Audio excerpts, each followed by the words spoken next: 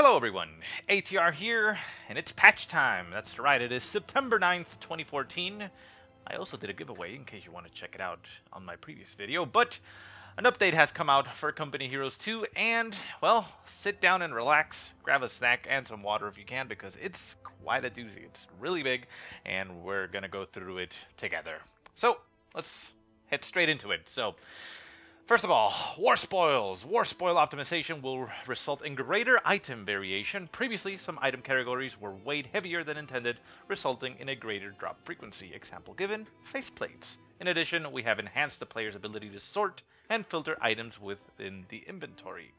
A new Wehrmacht commander has also been added to the game. It focuses on infiltration tactics, territory control, and offensive maneuvers. And there was also a Soviet commander added, but I don't know why they don't mention it here. Anyways, commanders, Wehrmacht encirclement doctrine added to store, Soviet tank hunter tactics added to store. So yeah, it's right there, but they only mentioned the Wehrmacht there, so I don't know. Anyways, before we jump past those, yes, two new commanders, and they are as follows. We have the German commander encirclement doctrine. It is currently on special, 25% off, $2.99 at the store. So if you are interested in it, go and get it. Let's read the description. It says German commander encirclement doctrine. Actually, let me see if I can just zoom this in a little bit so you can see it better. There you go.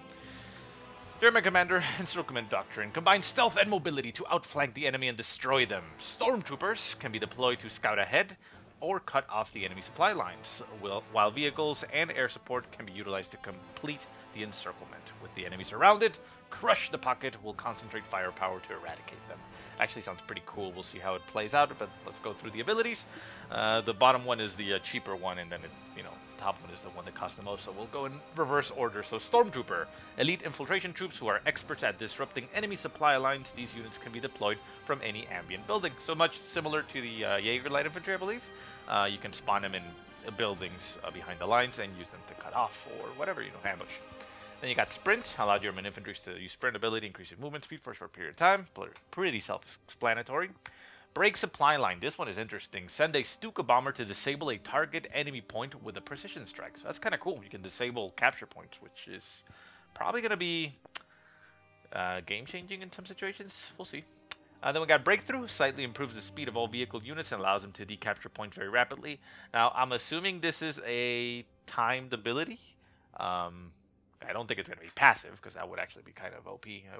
I don't know, maybe it is, but, well, it does give your vehicles the ability to decap, and the reason you have so much emphasis in decapping with breaking supply line, breakthrough, and even the stormtroopers, just popping them behind the lines, is because of Close the Pocket. Artillery zeroes in on isolated enemy units to destroy them. Automatically attack all cut-off enemy territories and frontline territories. So, all cut-off territories. So you use any one of these three abilities, and go cut off your enemy, and then bombard them with Close the Pocket on their cut-off territories. That can be very devastating. We'll see how it plays out. But that is the new German commander right now, and again, it's $2.99 if you're interested. The other one is for the Soviets, and that is the Tank Hunter Tactics. And you can see the little icons right there in the center. But let's go through what it says. So, Soviet Commander, Tank Hunter Tactics. Disable enemy tanks and armored vehicles more easily with a variety of upgrades and abilities to support existing AT options. Conscripts gain increased versatility against tanks, when that fails, IL-2 planes can deliver a devastating anti-tank bombing run. With enemy vehicles defeated, engineers can scavenge the remains for parts for the Soviet industry. So again, we'll go from the bottom. PMD-6M Light Anti-Vehicle Mines allows combat engineers and conscripts to build cheap and quick to place anti-vehicle mines that will temporarily stop vehicles. So that's kind of cool. I mean, I'm not sure how much damage it's going to be, but it's an anti-vehicle mine that conscripts and engineers can build, and I'm assuming that they're not going to be triggered by infantry, so it'll make it a little bit more easy to hide in choke points and such. Then we got Conscripts PTRS package. That actually sounds pretty awesome. Allows conscripts to upgrade to the PTRS anti-tank rifle. We'll see how many they get, but at least you have those. Then you got RPG-40 anti-tank grenade assault. Conscript squads can assault a target vehicle with multiple smaller RPG-40 anti-tank grenades. So I'm assuming this is another munitions ability per squad, maybe? Yeah, probably, yeah, I would assume. Yeah, I don't think... whatever. So anyways, you have another ability for anti-tank. We'll see how effective it is. Then you get the Engineer Salvage Kits, which is similar to what the OKW can do right now with the Scavenge Doctrine and such. So Combat Engineers can be upgraded with Salvage Kits, allowing them to gather resources from vehicle wrecks. We'll see how much it actually gives you per wreck, but, you know, it's a nice ability. And then the IL-2 PTAB Anti-Tank Bombing Run drops a multitude of smaller anti-tank bombs over a wide area. Doesn't seem as impressive as the other one. At least the other doctrine kind of seems to be like a change in style of gameplay. This is just more anti-tank, but I don't know. I mean, it may be OP and I just don't know it and I can't see it, but well, we'll see if we can get some games later on using this doctrine. And yeah, also keep in mind that like I said previously, I'm doing a giveaway, giving away one piece of DLC, and these two commanders are something you can pick if you want. So yeah, there's your choice. Anyways, let's back to the notes, because we have a long way to go still. War Spoils. Wehrmacht Encirclement Doctrine added to War Spoils. Added 40 new bulletins. My key here is new, so that's going to be interesting to see how many things are added. But so we got more bulletins for the War Spoils and 4 new victory strikes to War Spoils, so that's kind of nice. I'm assuming it's just they also added the Soviet tank hunters to the War Spoils. I just didn't mention it here. I'm assuming. Maybe I'm wrong and the Soviet one is exclusively bought. I don't know, but well, there you go. Inventory. Players are not able to hide duplicate items in their inventory, and players can now organize items within their inventory in alphabetical order. So that's kind of nice that you can hide them. It would be kind of nice if they had done something to make it so you could, you know, make them useful. I mean, some people have suggested maybe doing a type of 3-for-1 trade if you have too many duplicates, but well, at least for now, you can hide the duplicates and not have to see them and be mad at the fact that you've been playing and getting multiple faceplates that you already have. Then, map rotation, Spotlight. As part of our continued support of community-created content, we have incorporated 5 community maps into the custom game list. Our goal is to incorporate more community-created maps in the future, so make sure to submit your work into the Steam Workshop as it may be featured next. So yeah, there's the 5 maps. Now, this is kind of cool and kind of meh. The reason I say meh is because it's just for custom games. So they're not being integrated into auto match or anything like that. So a lot of you won't actually be seeing them. It's only for custom games. But at the same time, it's nice because, well, it's being integrated into the game. Because even though we have the Steam Workshop, I mean, if you want to play in a specific map, all players have to go download it. And that, even though it isn't too difficult to do, it is time-consuming and not a lot of people will be willing to do it for some reason. So just having them already loaded into the game means that it's a lot more, a lot easier to get these maps into play. But again, I mean, it's not auto match, it's just custom games. So for the most part, you're probably still not going to be seeing most of these maps being played too much. Anyways, continuing on, units and abilities. Our intent with changes to units or abilities focuses on broadening the variation in tactics and strategies while reducing the potential for undesirable or uninteresting gameplay. So we got Guard Rifle DP-28 Button. The intent for these changes is to provide the opposing player an opportunity to react and counter the usage of Button. Currently, the ability is very one-sided. It provides the Soviet player with a quick and easy-to-execute vehicle snare without much counterplay in between. By providing the opposing player with a way to react, the counterplay relative to unit positioning is better defined, thus reducing the receiving player's frustration when the ability is executed. So basically, it's a nerf to the Button. Your vehicle isn't slowed as much. It can still move out relatively quicker now because it's not as slowed as much, and the main gun can still fire, as where previously it looked like it was just disabled for the remainder.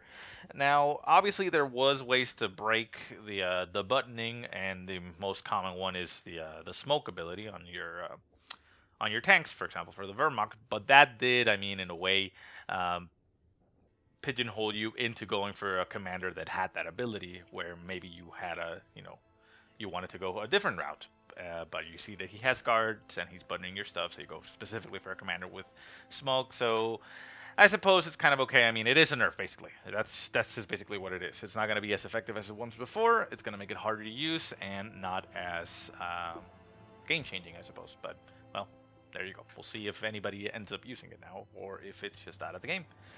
Pack Howitzer. This is going to be well, not persistent, but a very common theme.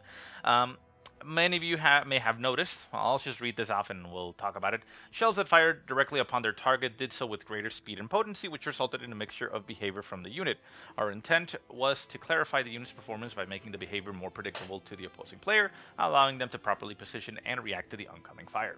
And it says, now uses an arc projectile trajectory, no longer direct fires on target. So, when Western Front armies came out, we have a lot of howitzer style of weapons. That is the pack howitzer. We have the tank howitzer, the M8A1. We also have the infantry support gun for the OKW. Those are indirect fire weapons that weren't mortar. They were more artillery types, but they behaved weirdly, which I didn't really notice that was not intended, but it makes sense when you see that it wasn't actually intended. So basically it would shoot your arcing shots normally, but when it was gonna hit the enemy, it just shot straight at them, and I just thought it was like, oh well, it's just figures it aims directly at him and shoots. But no, I mean, the idea is that it's always going to be shooting in an arced style, so it's going to make these units a lot less effective, but more consistent in how they're supposed to behave. So it makes it easier to dodge those shots if you see them coming, and yeah, it makes it more difficult for them to hit, especially on the M8A1, because that one is kind of a beast. But well, now they'll all behave the same. Dodge WC-51, that they basically just put it to one command point so it doesn't come out as early. The utility car, this, I don't know exactly what they changed that they're saying this, because they say this a lot, but it says, previously vehicle build time was used as a means of regulating the pacing of the USF's vehicles. This is no longer required, allowing us to reduce the current build times. I don't know what exactly they changed that they're saying that it's no longer required, but basically they reduced the build time on pretty much most of the vehicles for the US. So it'll be interesting to see how it works. So yeah, build time down from a minute to 45 seconds, so the utility car will be hitting a little bit faster. The Steward, the functionality of Shell Shock was modified in a number of ways to reduce its potency versus medium and heavy vehicles. Previously, the ability afforded the Steward a great deal of flexibility in what targets it could frontally engage, limiting the need to flank with the unit. The reduced penetration of Shell Shock helps elevate this issue, while still retaining the value of the ability through deflections. The reduced penetration of Shell Shock helps elevate this issue while still retaining the value of the ability through deflections. Additionally, the Steward build time was reduced as it is no longer blah blah blah. See, like I said, all the U.S. Forces vehicles are not going to take as long now to build. So it used to take 75, now it only takes 50 seconds. So they changed a lot of things about Shell Shock. You can see the numbers right there. I'm not going to go through them, it's too many numbers, but they reduced the penetration and things like that, and added, I don't know. So a lot of things were changed, but well, if you understand it more, just let me know. Then we got the M8A1, the howitzer tank thing. Again, same thing about the shells firing, so now it uses an arc projectile. The M4A3 Sherman, it says previously vehicle build time was used. It's the same thing that I mentioned, so they reduced the build time from 75 seconds to 55. The 105mm Sherman, it's the same thing. They added the arc projectile, but they also made it compensated, because it's no longer going to be hitting directly, that the AoE radius is a little bit bigger, so it has more of an impact. But yeah, all shots are going to be arced. Then we got the Jackson. Again, the build time just went down to a minute. The EZ8 got increased in cost, so a little bit of a nerf. So 380 to 400 manpower, 135 fuel to 145. So small increase, 20 manpower, 10 more fuel. But, you know, it's just to make it more cost effective, or, you know, perform at its cost, because it was overperforming.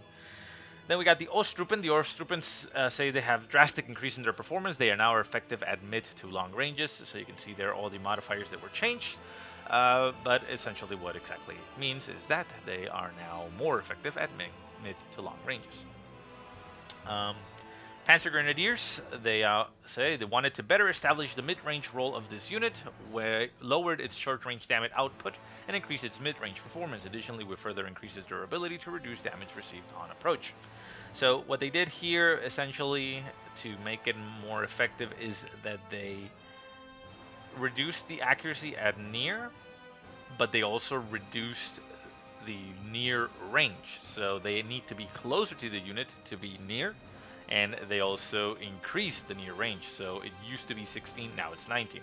So they have that big, a big chunk of space where they're considered in the game to be at mid-range against the other unit, where they will be more effective. So Panzer Grenadiers are not designed, or they're not expected to go up close to the unit because they don't have SMGs. They actually have assault rifles. So I mean, they're good at closer ranges and not great at long range, but they increased basically that threshold of where they're considered to be at mid-range, so they're more effective at their desired range, right? The Brumbar, they modified it so that it's basically like the howitzer things. Now it uses an arced trajectory, I'm sorry, and no longer fires directly at the target. So they brought it more in line with those other units, and they made some changes there. The armor increased. They changed the target weak point with a bunker busting barrage. So we'll see how good that one is, and a couple things that were changed there. So the Brumbar is a little bit overhauled here and brought to be more similar to these other tanks. The Teller Mines says this removes the possibility of the mine instantly destroying the M36 or M10, something we viewed as undesirable and overly frustrating to the opposing players. So they reduce the damage of the Teller Mines and also reduce the cost because of it, but it's no longer going to one-shot these tanks, the tank destroyers. But it'll still probably disable them and leave them crippled, so you'll probably still get the kill, but it's not going to be it's not going to kill it by itself. The Rigel AT mine, it was also reduced, so down to 320, also 50 munitions, so reduction in damage overall, again doing the same thing. The Luftwaffe medical supplies, they're no longer going to be healing during combat, much like all other healing in the game. And they removed the bonus damage in armor modifiers, and they just added accuracy modifiers and reduced received accuracy modifiers and things like that. The MG34, they said the previous update increased the suppression of the MG34 to a level slightly higher than the MG42, but their intent was, with the change, is to position the MG34 slightly below the 42 in regards to both damage output and suppression. So again, they're changing things like in here that will make it not be as good as the 42. It's still going to be good, but not as good. The MG42 is still going to be the king of MGs. Then we got the LEIG-18 infantry support gun.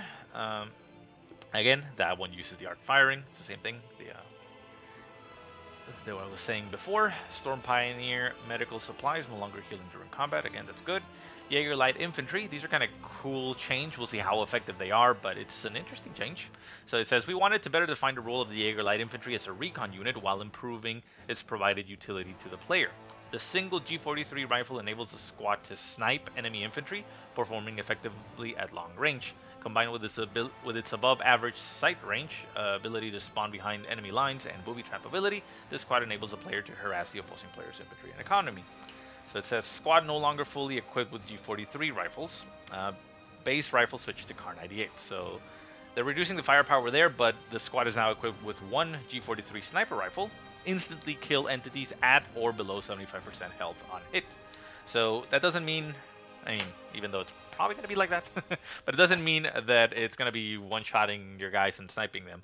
Basically, if the guys in the squad, they start taking damage once they're at 75% health, if the guy holding the G43 sniper rifle shoots at them and hits, it kills the guy. It can still miss, so it doesn't mean that every single time it shoots, it's gonna kill. But we'll see exactly how it performs and if it's just too ridiculous or if it's okay. Then we got added infiltration tactics grenade to the squad, so that's kind of cool. Gives you that ability on a separate doctrine with that unit, so that's kind of cool. And then manpower went down to 300, so there you go. Sorry about that. A lot of talking and I needed a drink. Obersoldaten, we converted the unit's armor into received accuracy, as received accuracy blends in better with the current structure of infantry combat. Units can negate the received accuracy through veterancy and positioning, whereas armor is only negated through penetration, which heavy weapons possess. Additionally, the damage of the Kar 98 was increased to offset damage reduction on the LMG 34. So they increased the damage on the cars, they removed the armor to just to 1, and received accuracy was to 0.7. So I'm assuming it'll probably be similar, it just makes it behave differently against other weapons. Wagon, we'll see how this is changed. So this change is geared towards improving the suppressive performance of the Wagon versus large groups of infantry. Previously, it was too easily overpowered and therefore failed to function as a reliable suppression platform. The unit still retains its vulnerability to flanking and anti-tank weaponry, requiring the user to be mindful of its limiting firing arc and positioning. So there's a lot of things getting changed here. Now costs more population cap and blah blah blah blah. You can tell me exactly what that means, but they, like, notably, they increase the rate of fire, from what I'm going to tell here, 8 to 12. The range up to 40, but they also reduce the firing arc. Instead of 45 degrees, it's only 30 degrees. So it's more, its position is a lot more important now. It doesn't cover the widest angle. We'll see how good it is or how bad it is. That's only in practice. So if you know exactly what all this other shit means, well, let me know. 251 flak half track. This is a change that I really like, and we'll see how good it is, if it's too much or if it, makes the unit very nice to use. So this unit suffered from extremely low life expectancy due to its unresponsiveness when engaged by a threat. By removing the teardown, the unit is less likely to be destroyed by an advancing threat. However, the increased setup time prevents the player from using this unit in an overly aggressive manner, reinforcing its design as a defensive platform. So the flak half track for the OKW is a beast, right? You set it up in a position and it locks down any infantry trying to come over there. They instantly get suppressed and pinned down. They take a lot of damage. They die if they don't retreat instantly. But it had to, set up and tear down, and on the teardown is where it could easily get killed. So what they did is they removed the teardown. Now it just moves instantly, but the setup time went up to 4 seconds. So, you can't just rush up and deploy it. You can deploy it and move it out of the way if it gets into any trouble. But yeah, I think we're going to be seeing a lot more of this unit now with that change. Panther variants. The Panther currently underperforms with the current meta. We attribute this largely to the addition of new counters, such as the M36, as well as the high research costs associated to unlocking this unit. Overall, the unit did not feel like a reliable counter to medium armor. We believed this to be a result of its low accuracy and durability. Our intent is to reposition the Panther as an effective counter to medium and heavy vehicles. It should be a dominating force when engaging in frontal assault, but remain vulnerable when flanked from the rear. So frontal armor got increased to 320, and then you got a lot of changes there, which hopefully means it's better. I mean, you can see that it's increased for the most part in all the values. So yeah, we'll see how good the Panther turns out in this patch. Sturmtiger. The Sturmtiger previously suffered from a number of usability issues related to its ability to hit its target. The shell tended to collide prematurely with world objects, resulting in an unintended ignition of the ammunition.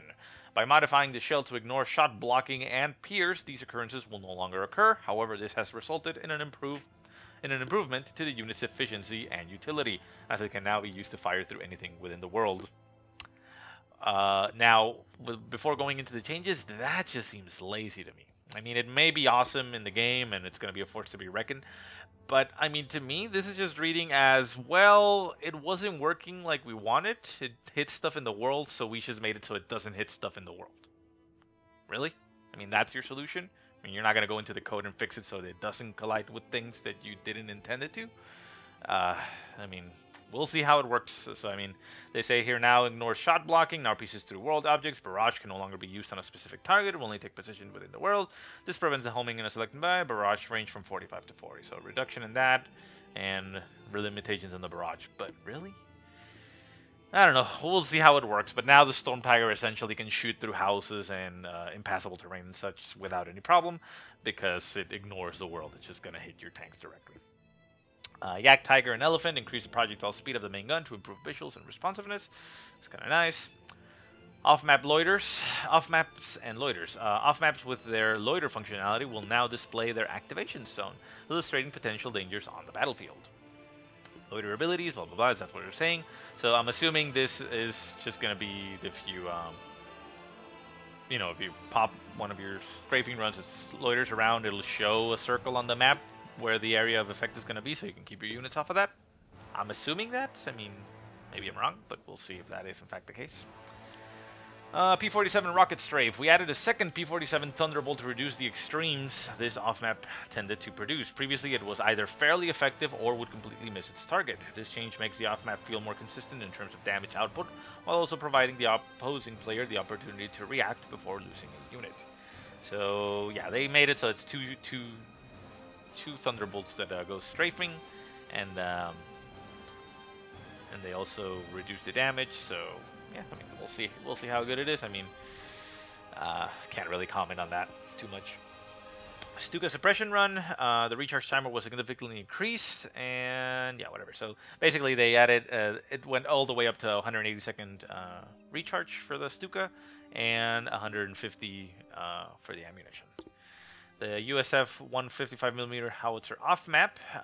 This change prevents the destruction of a full health OKW base structure, so that is reducing the shells fire and the damage. And then the big culprit of the last patch, the OKW 105mm howitzer off map. So adjusted the performance of this ability so it no longer destroys the USF base when used at maximum potency. Also reduced the length of time it can deny an area by reducing the total shell count and activation time for each salvo in the barrage. So it's still going to do more barrages, basically, the more munitions you have, but it's going to be less effective every additional barrage. So we'll go through that. It says increase required munitions for each additional salvo by 200. So you need to have 200 more munitions so that it does an additional salvo. And then it says reduce the number of shells fired for each additional salvo from 15 to 5. So instead of shooting another 15 times, it's only going to be 5 more. So, you know, again, it still has more power if you have more munitions saved up, but it's not as strong as it once was. Barrage radius now tightens as it progresses to each new tier. I mean, that's kind of cool. It'll, I guess, definitely destroy if you're targeting something specific, a unit on the field. But yeah, I mean, the area of effect will be reduced, and the ability no longer triggers if ammunition requirement is met at a later point in the game. What it's saying is, like, right on top, it says it requires 200 munitions on top of the ability cost to do another salvo.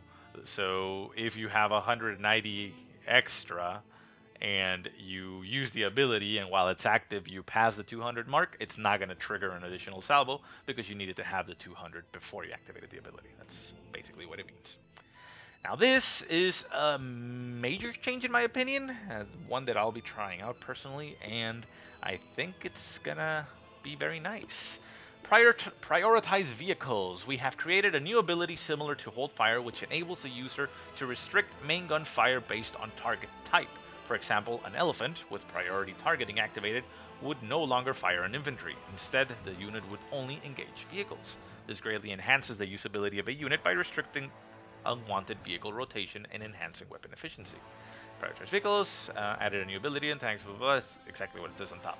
So yeah, I mean, basically you can have a unit, like it says an elephant, have priority target, so it's going to stop turning around by itself or force you to put it into Hold Fire to target infantry. If it sees infantry, it's not going to care. It's just going to stay there. And as soon as it sees a vehicle of any type, it's going to turn and shoot at it. That actually is very, very nice. Handheld AT. Our intent is to reduce the accuracy of handheld AT versus infantry, reducing the number of killing blows it's capable of dealing. Additionally, we want to put a greater emphasis on positioning the squad as close as possible to the opposing armored unit, discouraging the use of these weapon types at max range. So yeah, I mean, you can see there it's scatters and things like that. So what it says up there, basically they're making it so that it is not as accurate against infantry, so that it's not, you know, one-shotting infantry a lot of times, and they want you to close in the distance with those bazookas and those strikes to the enemy vehicles, so that if you shoot it at max range, it's going to have a lot more scatter and probably not going to hit. So, you know, you can't stave off tanks just at max range keeping your squad. You have to get in close, risk them, and take damage, but to be able to get those shots because, well, they're not accurate anymore. Weapon priority tuning. What this means, well, who knows, but it says weapon priority determines what target is automatically engaged when a unit is not given an explicit attack order. We have modified the values of each weapon such that it more intuitively engages targets of interest relative to its effectiveness. It says all the modified units, and it says unit weapon priority modifications. This increases the perceived value of these units, increasing the likelihood they will be automatically targeted by another unit. And that we have the Panzerwerfer and the Katusha, which is our two artillery guys. Which, yeah, that's pretty much something you want. I mean, I don't know if it's in the same range, but the Stuka, no, not the Stuka, wait, is it called Stuka? The walking Stuka, yeah, the Stuka from the OKW. That would probably be a high priority as well. Excuse me. Suggested target. Explicit user orders will now always be executed so long as sight is maintained and no shot blocker is present to prevent the shot from being fired. So I didn't know they didn't do this, but well, they set it so that it's set to 1000. Infantry combat tuning. The intent of these changes is to better define the strengths and weaknesses of each core unit relative to one another. We wanted to better define how each core unit should engage their prospective targets. For example, in a Grenadier versus Rifleman matchup, the Grenadier wants to maintain range. This is now a valid tactic, where in the past it was not. An integral element to this iteration is the introduction of received accuracy in place of raw damage. This was used in instances where additional firepower was not necessary in maintaining the established unit relationships. For example, Grenadier long-range firepower is high enough to establish the unit's relative relationship with other units, allowing us to increase their durability instead. As a byproduct of this shift, short and mid-range units should have an easier time closing in on their targets. LMG weapon profiles. Due to the LMG profile, we adjusted the LMG profile by scaling its damage output down. We found that the value of long-range damage, which the LMG was designed around, was more valuable than we had previously anticipated. In addition to scaling the weapon down, we lowered the damage output at short and mid-ranges to make the unit more vulnerable to other units that excel at these ranges. So basically they're saying they reduce the effectiveness of the LMGs. Those are the numbers right there if you want to go through them, but yeah, that's it. Browning Assault Rifle damage output was reduced at long range to reinforce this weapon's short to mid-range role, previously equipping the bar enabled riflemen to excel at long range relative to other infantry, reducing the importance of positioning when using this weapon upgrade. So bars are no longer going to be the win-all end-all for rifles because they are not going to win at long range. You have to close into mid and close.